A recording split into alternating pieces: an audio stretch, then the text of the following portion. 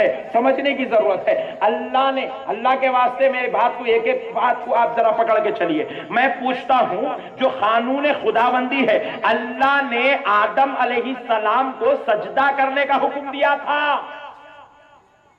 شیطان کو کیا حکم دیا کہ تو میرے بندے آدم کو سجدہ کر۔ میں پوچھتا ہوں، اب وہ جو سجدہ تھا عبادت کا تھا، تعظیم کا تھا؟ ذرا زور سے۔ اسی لیے میں بولا یہ بات آپ پاس کرنا ہے، کریں گے نا بھائی؟ لوگوں تک فارورڈ کریں گے نا، تاکہ لوگوں کو معلوم ہو جائے سجدہ عبادت الگ ہوتا ہے، سجدہ تعظیم۔ اور یہ سجدہ یہاں نہیں، یہاں درگاہ میں کرے تو ٹینشن ہے، وہاں جنت میں ہو رہا تھا۔ یہاں کرے تو جھگڑے ہیں، وہاں جنت میں ہو رہا تھا۔ اور سنو دوستو، مسئلہ یہاں پہ سمجھا دوں، کئی لوگ اتنی بات سن کے گمراہ نہ ہو جائے۔ ہم اگر درگاہ پہ جاتے ہیں، مزار پر میں دیکھتا ہوں، آپ کی بات نہیں کر رہا ہوں، کوئی بھی کچھ بولنا ہے، گمراہ ہے، بدعقیدہ ہے، کافر ہے، وہ مجھے بولے۔ میں درگاہ کو جاتا ہوں، یوسف شریف بابا کی بارگاہ میں جاتا ہوں، ختموں کے پاس پیشانی بھی ٹیکتا ہوں، آنکھ بھی لگاتا ہوں، منہ لگا کے چومتا بھی ہوں۔ ایک صاحب نے پوچھا، مولانا کیا تم نے یوسف بابا کو سجدہ کیا؟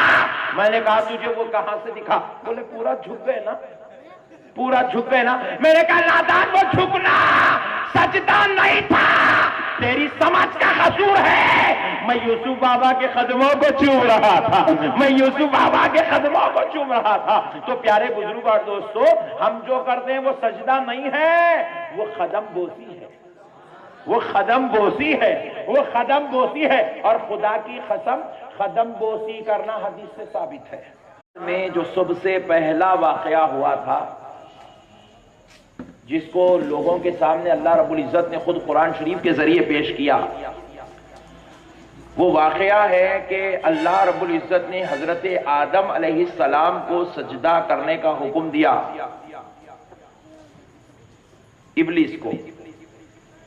ابلیس کو حکم دیا کہ تم آدم علیہ السلام کو سجدہ کرو۔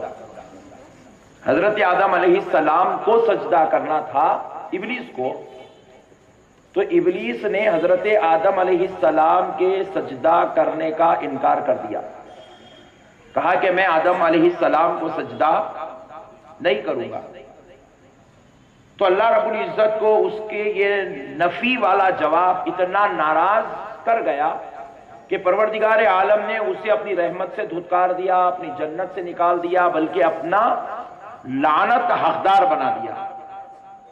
اللہ کی لعنت اس پر برسنے لگی۔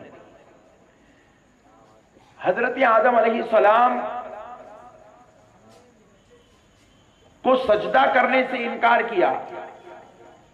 اللہ تبارک و تعالیٰ کو اس کا یہ عمل بالکل ناگوارا گزرا۔ پروردگار عالم نے کیا کہا کہ آخر تو میرے بندے آدم کو سجدہ کرنے سے انکار کیوں کر رہا ہے؟ تو شیطان نے جواب دیا، ابلیس نے جواب دیا، قال انا خیر منہ خلقتنی من نار وخلقتہ من طین۔ اے اللہ، میں آدم سے بہتر ہوں۔ غور کیجئے اس کے جواب، قرآن سنا رہا ہوں، اللہ کا کلام، سورہ صاد کی آخری آیات ہے۔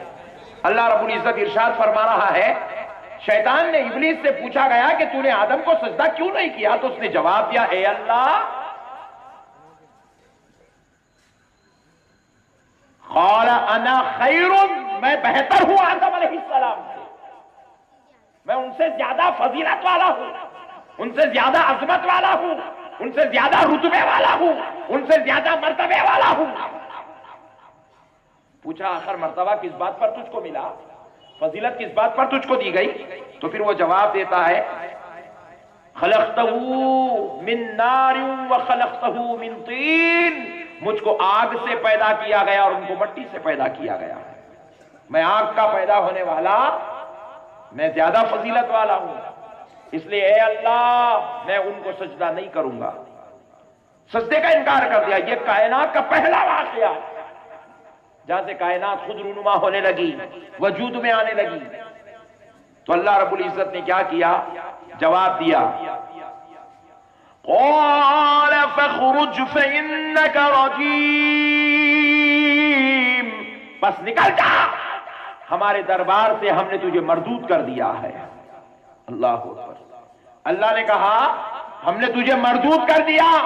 تو جو اپنی فضیلت سمجھ رہا ہے یہ تیری فضیلت نہیں، یہ تیرا تکبر ہے، یہ تیرا گھمنڈ ہے، یہ تیری شرارت ہے کہ تو اپنے آپ کو آدم سے بڑھ کر فضیلت والا سمجھتا ہے، آدم سے بڑھ کر عظمت والا سمجھتا ہے. تو پہلا مسئلہ کیا ہوا سنو. لوگوں نے کیا کیا تھا؟ وہ شیطان نے، ابلیس نے کیا کیا تھا؟ اپنے آپ کو حضرت آدم سے زیادہ افضل سمجھا، حضرت آدم سے بڑھ کر فضیلت والا سمجھا. اور حضرت آدم ابھی نہ نماز پڑھے تھے، ابھی نہ عبادت کرے تھے، ابھی نہ کعبے کا طواف کیے تھے، ابھی روزے بھی نہیں رکھے تھے، ابھی زکات بھی نہیں دیے تھے، ابھی صدقات بھی نہیں کیے تھے، ابھی توبہ بھی نہیں کیے تھے. آدم صرف آدم تھے اور شیطان ان سے بڑھ کر اپنے آپ کو فضیلت والا سمجھ رہا تھا. اللہ نے کہا تیری یہ فضیلت کا خیال غرور ہے، تکبر ہے، تیرے لیے شرارت ہے. اور سن لے، جو میرے بندے کے سامنے تکبر کر رہے ہیں کھٹ جائے، جو اپنے آپ کو میرے بندے سے بہتر سمجھ لے میں اسے مردود کر دیتا ہوں. اور سنو، آج بھی چند لوگ ایسے ہی ہیں، یہی بات کہہ رہے ہیں ہم چاہے تو غوث سے زیادہ ہو سکتے ہیں، ہم چاہے تو غوث اعظم سے بڑے ہو سکتے ہیں، ہم چاہے تو غریب نواز کے برابر ہو سکتے ہیں، ہم چاہے تو یوسف شریف بابا کے لیول میں جا سکتے ہیں، ہم چاہے تو ان کے جیسے بن سکتے ہیں. سنو، آدم کو جو فضیلت ملی تھی عبادت کی وجہ سے نہیں، فضل خدا سے ملی تھی، رحمت الہی سے ملی تھی. رب نے کہا میں جس کو عظمت والا بنا دوں ابلیس بھی اس کے برابر نہیں ہو سکتا. تو میں جس کو غوث بنا دوں گناہگار اس کے برابر کیسے ہو سکتا ہے؟ میں جنہیں خواجہ بنا دوں سیاکار ان کے برابر کیسے ہو سکتا ہے؟ تو اب اپنے آپ کو غوث و خواجہ کے برابر سمجھنا، اپنے آپ کو نبی یا انبیاء کے برابر سمجھنا، یہ تکبر کی علامت ہے. وہ جنت میں رہ کے تکبر کر کے نہیں بچ سکا، انہیں گلیوں میں پھر کے کہاں سے بچ جائے گا؟ انہیں چھپا چھپا پھر کے کہاں سے بچ جائے گا؟ تو اللہ کو یہ تکبر پسند نہیں ہے. دوستو یاد رکھو، ہم چھوٹے ہیں اور چھوٹے ہی رہیں گے، ہم بڑوں کا مقابلہ نہیں کر سکتے.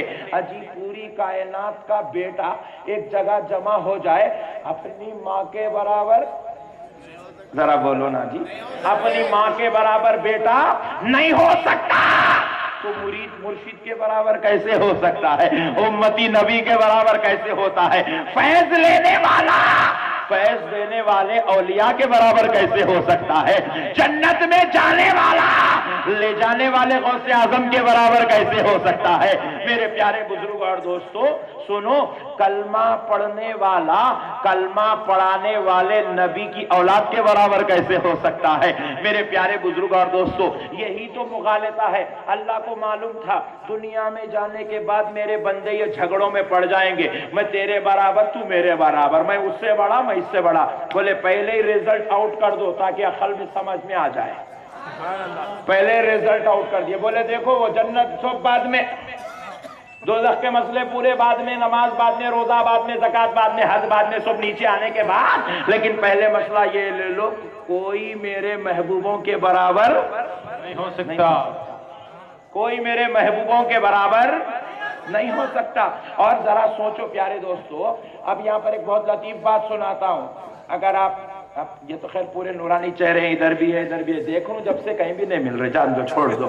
میرے پیارے بزرگ اور دوستو، میرے پیارے بزرگ اور دوستو، لیکن ایک ریکویسٹ ہے. میرے گزشتہ بیانات کو بھی ہمارے بھائیوں نے یوٹیوب پہ ڈال دیا ہے، یہ بیان کو بھی 2-4 دن میں ڈال دیں گے، مگر آپ جو ہے ذرا اس کو پاس کرو،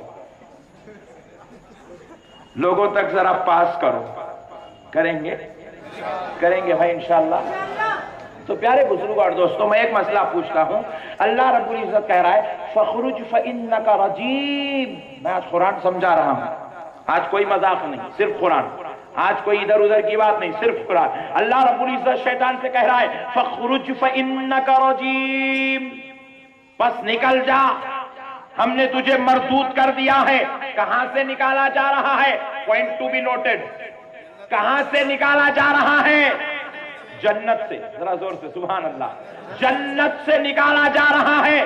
میں نے پوچھا اے اللہ کیا کر کے نکال رہا ہے؟ بولے مردود بنا کے نکال رہا ہوں، ہم نے تجھے مردود کر دیا ہے اور تجھ پر لعنت ہے، قیامت کی صبح تک تجھ پر لعنت ہے، نکل جا۔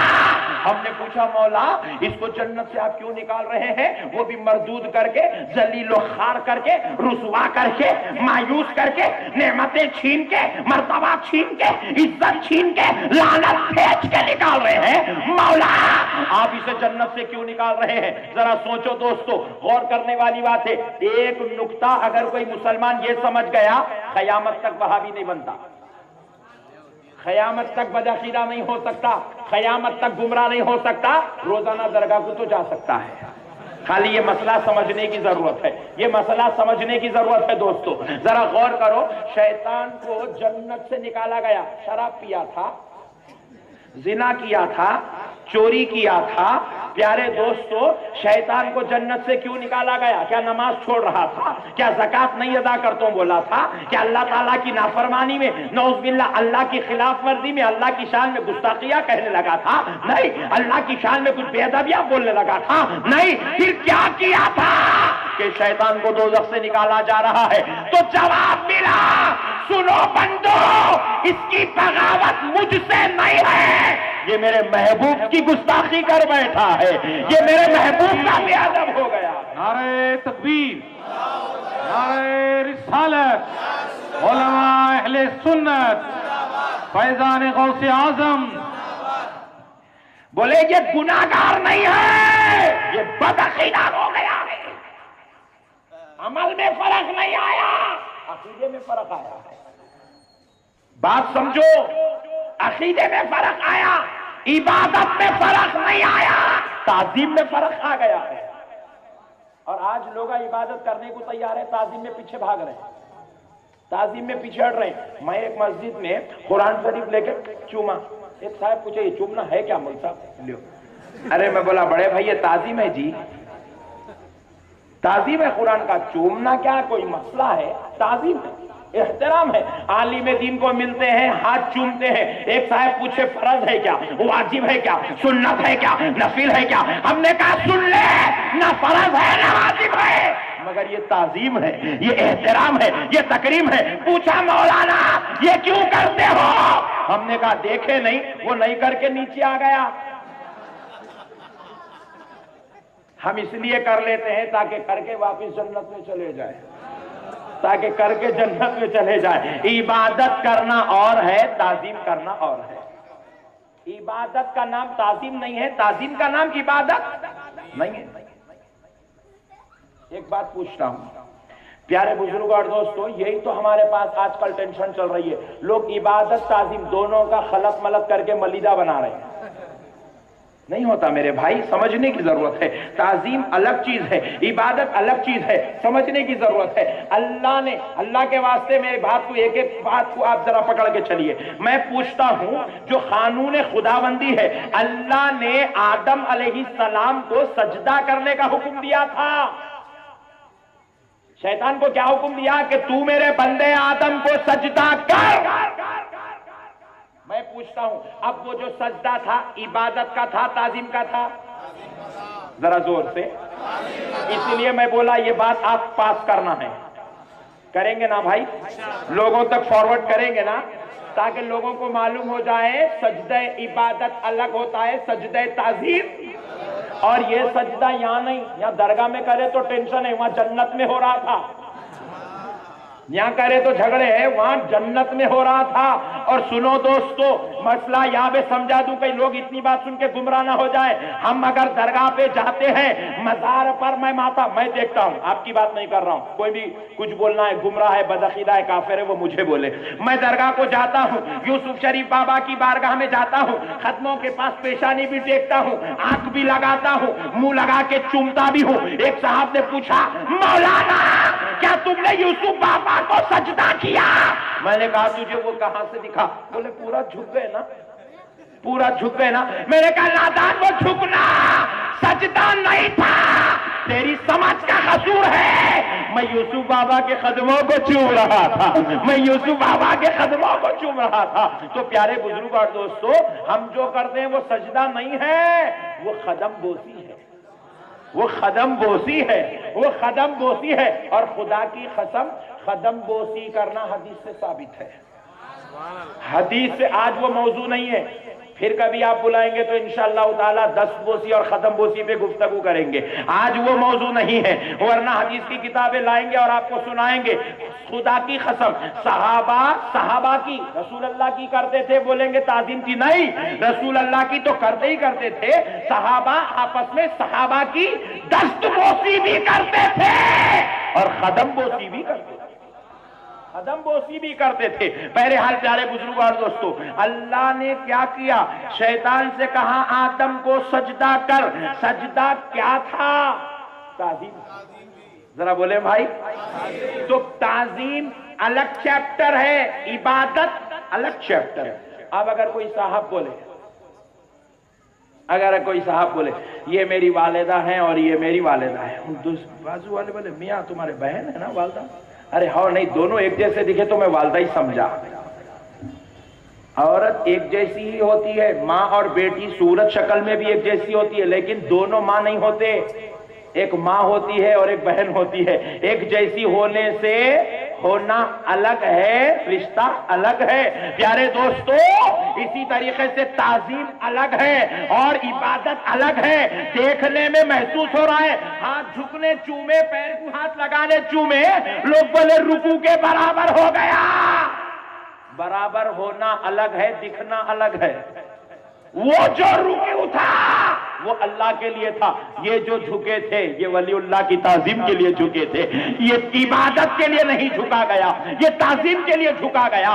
پیارے دوستو، تعظیم الگ چیز ہے، عبادت الگ چیز ہے۔ خدا کی تعظیم نہیں ہوتی، خدا کی عبادت ہوتی ہے، خدا والوں کی تعظیم کی جاتی ہے۔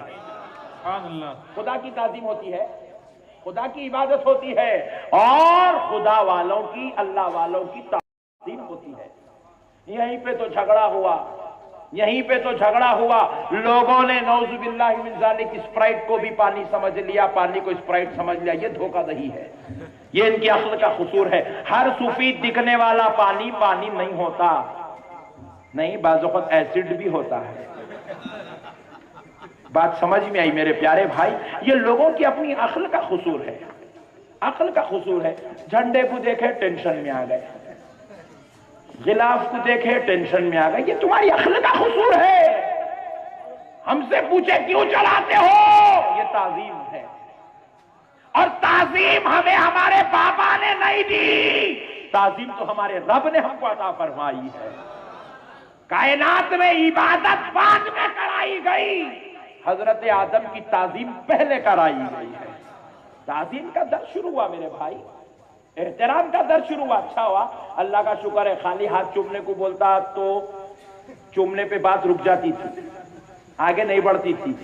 اگر ہاتھ چما کے پیر چما لیتا تو بات وہاں رک جاتی تھی۔ اللہ بولا یہ ہاتھ چومنا، پیر چومنا یہ چھوٹے کام ہے، پورا سجدہ اس کر بولے۔ اللہ تعالیٰ بھی بڑی حکمت والے، میاں اتنا بڑا کام کرا لیے انہوں، ٹینشن نہیں ہوا۔ اب ایک صاحب بولے نہیں مولانا وہاں جائز تھا، یہاں جائز نہیں ہے، لو گمت کے بعد یہ لوگ الگ ہی تھے، جو وہاں ہوا جائز، یہاں ہوا ناجائز، یہ کیا بات ہے میرے بھائی؟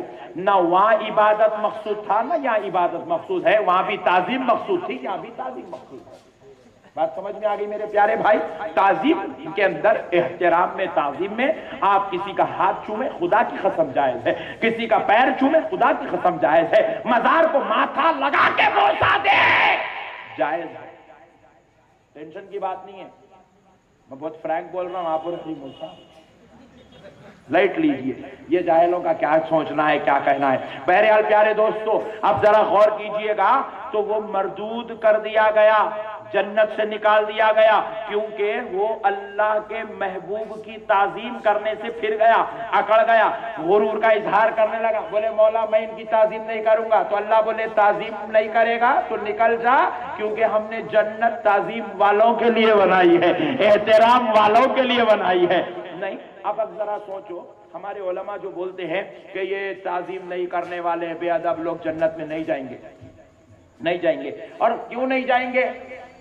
یہ بات سنو، اس لیے نہیں جائیں گے کیونکہ جنت میں اب رسول اللہ بھی ہوں گے، مولا کائنات بھی ہوں گے، سرکار غوث پاک بھی ہوں گے، پوری آل مصطفیٰ ہوں گی، پوری اولیاء اللہ ہوں گے، پورے علماء ہوں گے، پورے صلحاء ہوں گے. انہیں یہیں تعظیم نہیں کرا، وہاں پورے ہے. اب انہیں جائیں گا تو کیا کریں گا؟ نہیں بھائی، اب جائیں گا تو کیا کریں؟ اب یہاں پہ پوری فاتحہ کی عودانوں کی بات ہے، انہیں آئیں گا تو کیا کریں گا؟ نہیں، جہاں پر ویجیٹیرینز ہوتے ہیں، نان ویجیٹیرین آ کے کیا کرے گا؟ بات سمجھ میں آ گئی میرے پیارے بھائی؟ نہیں، جہاں پر ماشاءاللہ پورے الحمدللہ اللہ کے محبوب اور پیارے چہیتے رہتے ہو، جس کا نام اللہ نے جنت رکھا ہو، چاہے 1,24,000 پیغمبر بھی ہوں گے، جہاں اولیاء اللہ بھی ہوں گے، جہاں علماء بھی ہوں گے، جہاں صلحاء ہوں گے، اور ایک ولی کا ہاتھ چومنے والا ہوگا، عالم کا ہاتھ چومنے والا ہوگا، نبی کا ہاتھ چومنے والا ہوگا، ایک دوسرے کی تعظیم چل رہی ہوگی. چھوٹا بڑوں کا سب کرے گا، بڑا اپنے بڑے کا سب کرے گا، سارے مل کر خدا کا دیدار کر رہے ہوں گے. تو یہ بے ادب کیا کرے گا؟ اس لیے رب نے ڈکلیئر کر دیا، مردود تو نکل جا، تاکہ سب کو پتا چل جائے تعظیم جو نہیں کرتا اس کو جنت میں رکھا ہی نہیں جاتا. نعرہ تکبیر، نعرہ رسالت، نعرہ رسالت، علماء اہل سنت، علامہ احمد نقشبندی صاحب قبلہ. اور ایک بات بتاؤں، جنت جب پہلے تھی، آدم علیہ السلام نماز وہاں پڑھے تھے، یہاں پڑھے؟ یہاں پڑھے. نماز یہاں ہوئی آدم علیہ السلام کی، توبہ یہاں شروع ہوئی. توبہ وہاں کرے کیا؟ زکوٰۃ وہاں دیے، صدقہ وہاں کرے، خیرات وہاں کرے، سب یہاں. بہت بڑی بات سمجھا رہا ہوں، بہت بڑی بات. اب ایک بات سن لو، جب ہم جنت میں جائیں گے تو ہم کیا کریں گے؟ اگر آپ میں سے کوئی بولے مول صاحب نماز پڑھیں گے، تو میں پوچھوں گا کون سی مسجد میں پڑھیں گے؟ نہ وہاں مکہ مسجد ہے، نہ مدینہ مسجد ہے. بہت بڑی بات سمجھا رہا ہوں. جنت میں مسجد نہیں ہے، جنت میں کعبہ بھی نہیں ہے، مسجد حرام بھی نہیں ہے، جنت میں بیت المقدس بھی نہیں ہے. یہ سب دنیا کے گھر ہے، دنیا میں فنا ہو جائیں گے. مگر پیارے بزرگ اور دوستو، جنت میں کوئی مسجد آج تک ہم نے نہ کوئی حدیث میں پڑھی ہے، نہ کوئی تفسیر میں پڑھی ہے، نہ کوئی اور کتاب میں پڑھی ہے کہ جنت میں مسجد ہوں گی. خطیب صاحب خطبہ دیں گے، مؤذن صاحب اذان دیں گے، عصر کے بعد درود شریف کی مجلس سجیں گی، پھر اس کے بعد انہوں کتاب لے کے آئیں گے. یہ پورے باتیں کہیں بھی نہیں ہے، یہ بات ہی نہیں ہے. مگر خدا کی قسم میں جو پڑھا وہ سمجھا رہا ہوں میرے علم کے مطابق. سنو کہ پیارے دوستو، جنت میں مسجد نہیں ہے، جنت میں کعبہ نہیں ہے، جنت میں صدقہ زکات آپ کس کو دیں گے؟ نو دیر سے بڑھ کے میرے پاس ارے بھائی جا بولیں گا.